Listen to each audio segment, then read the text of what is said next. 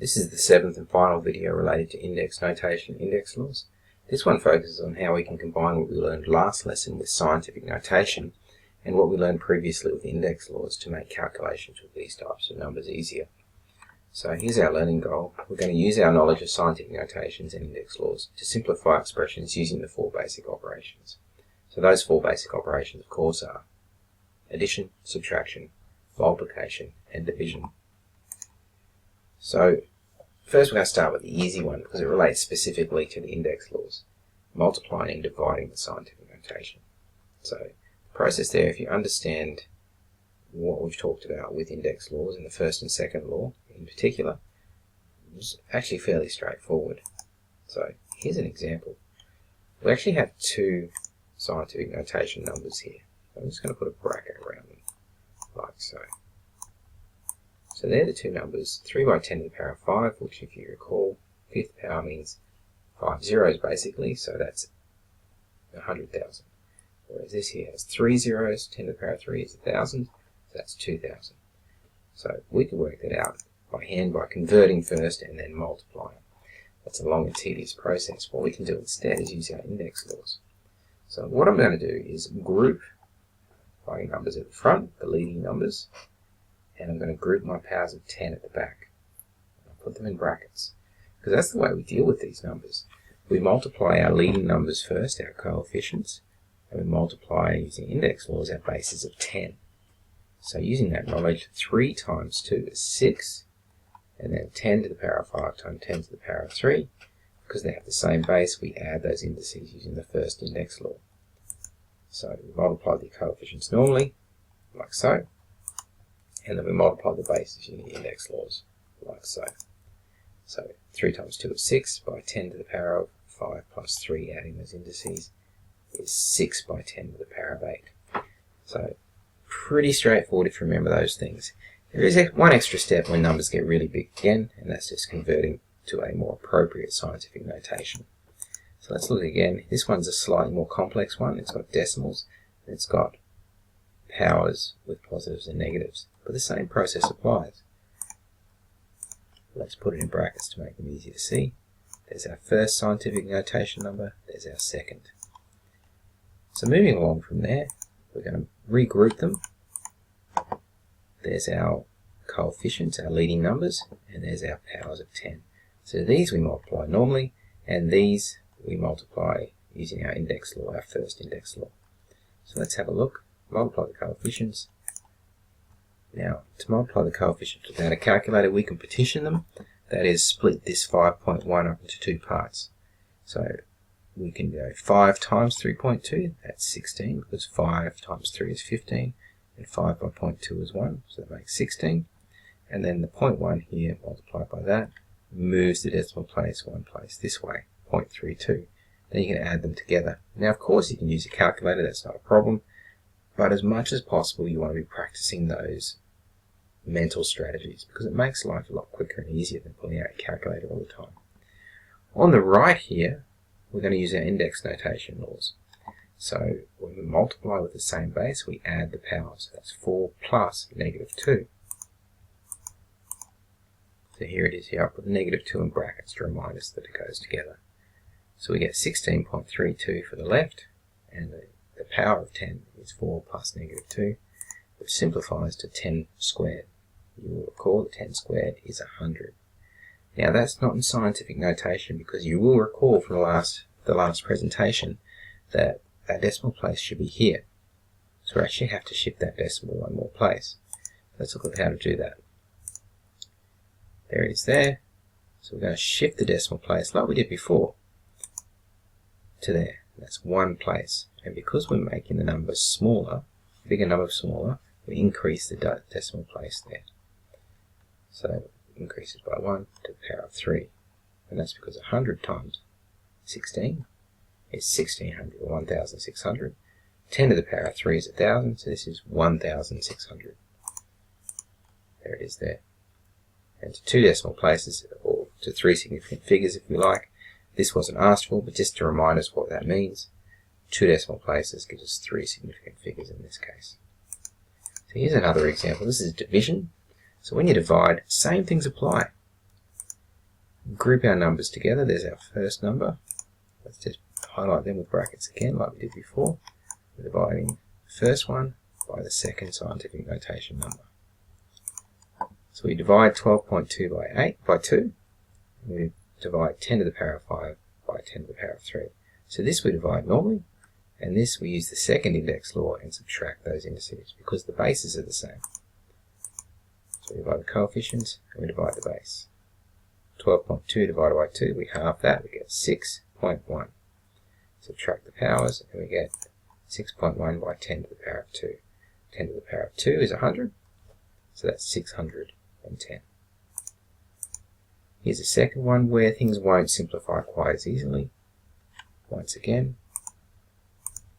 there's our first scientific notation number, there's our second scientific notation number. As before, the first step is the same thing. We group and divide the coefficients, and we group and divide the powers of 10, the same base. So this is one you should be able to do in your head. 48 essentially divided by 8 is 6. We need one decimal place there, so it's 0.6. And 8 take 5 for these two indices using the second index law.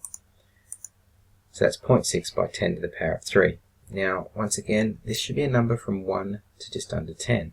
So we need to shift the decimal place that way, make the number bigger. So the effect of that is to reduce the power.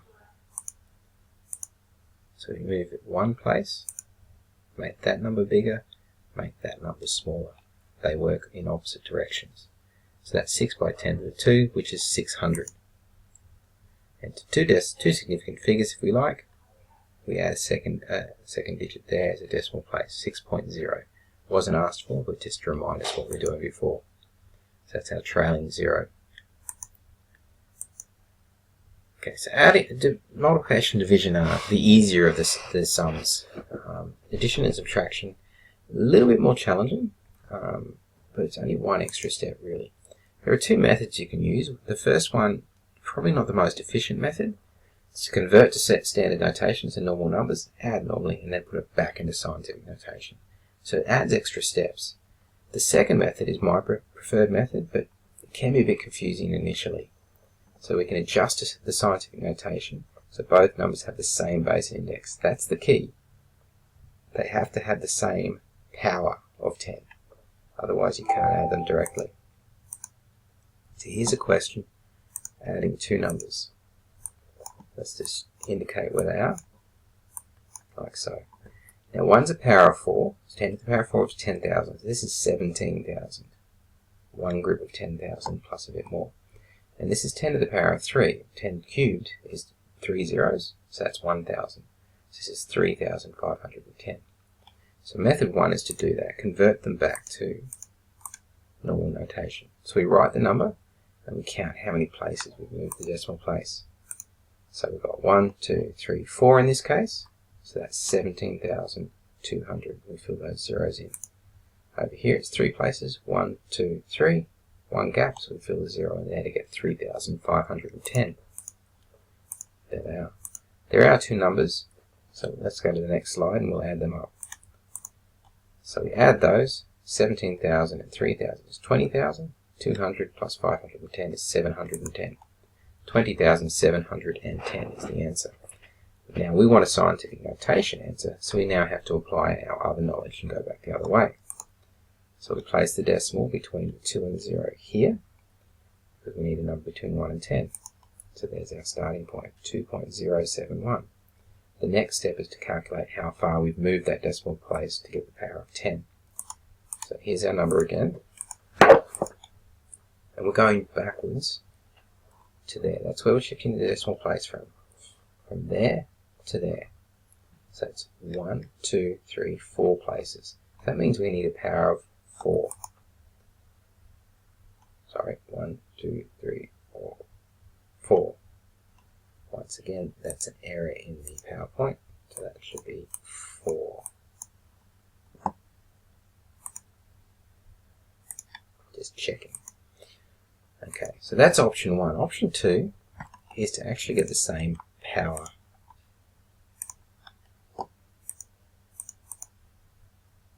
Let's just put the brackets around. So this is the same question as before. This time we're going to try and match those indices. So you could change either one of those. What I'm going to do is change the bigger one, the higher power. So here we go. Decrease the larger index by increasing the digits in front of the decimal place. So we're going to reduce that by 1 and make the numbers or digits in front of the decimal place increase by 1. So I'm going to shift the decimal place to there. The effect of that is to make that 10 to the power of 3 and that 17.2.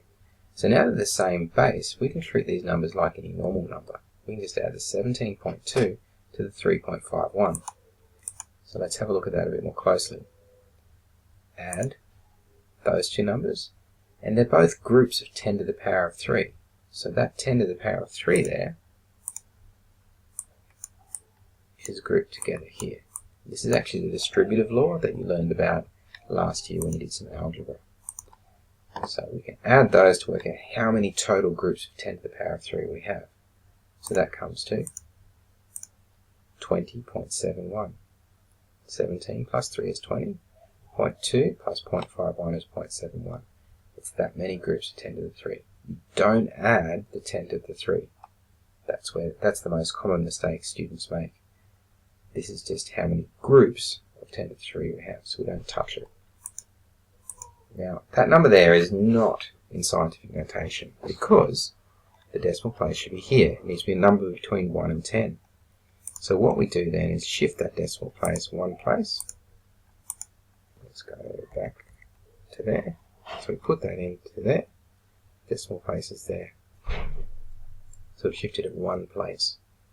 Now let's look at what happens to the scientific notation part. So this is where we went to. Reduce the number of digits in front. We increase the power. So we're adding 1 to the power because we shifted it one place. So that becomes 2.071 by 10 to the 4, which is what we got before. So this is working with numbers in addition and subtraction. It's important that you're able to do that.